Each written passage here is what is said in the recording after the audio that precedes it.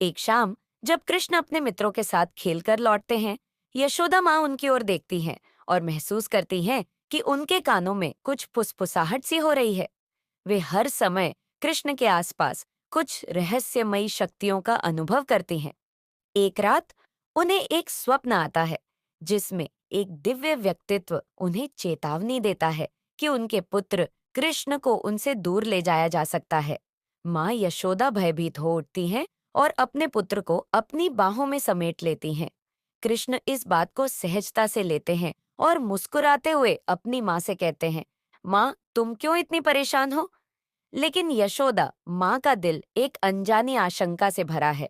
अगले दिन एक साधु वृंदावन में आते हैं। वे माँ यशोदा के पास जाते हैं और उनसे कहते हैं, माँ तुम्हारा पुत्र सामान्य बालक नहीं है, उसकी नियति अलग है। यशोदा माँ इन शब्दों से और भयभीत हो जाती है।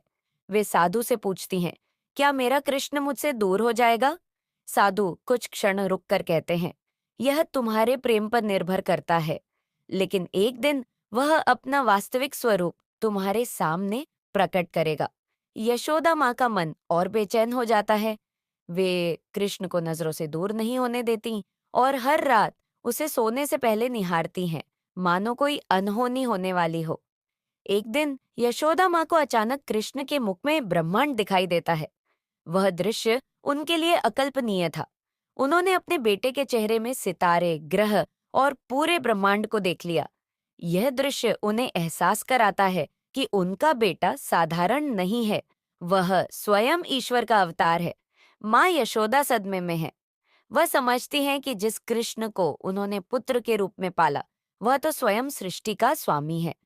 उनका प्रेम अपने चरम पर होता है, लेकिन यह जानकर उन्हें गहरा दुख भी होता है कि उनके पुत्र का असली स्वरूप उनसे कहीं अधिक महान और असीमित है।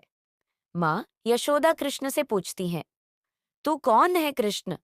क्या तू मेरा बेटा है या कुछ और? कृष्ण अपनी माँ का हाथ पकड़कर उन्हें कहते हैं, माँ मैं तुम्हारे प्रेम का बंधन हूँ। ईश्वर और ब्रह्मांड के सारे रहस्य मेरे सामने भी तुच्छ हैं, लेकिन तुम्हारे प्रेम ने मुझे बांध दिया है। इस जवाब से माँ यशोदा के आंसू बह निकलते हैं, लेकिन उनका दिल शांति पा जाता है।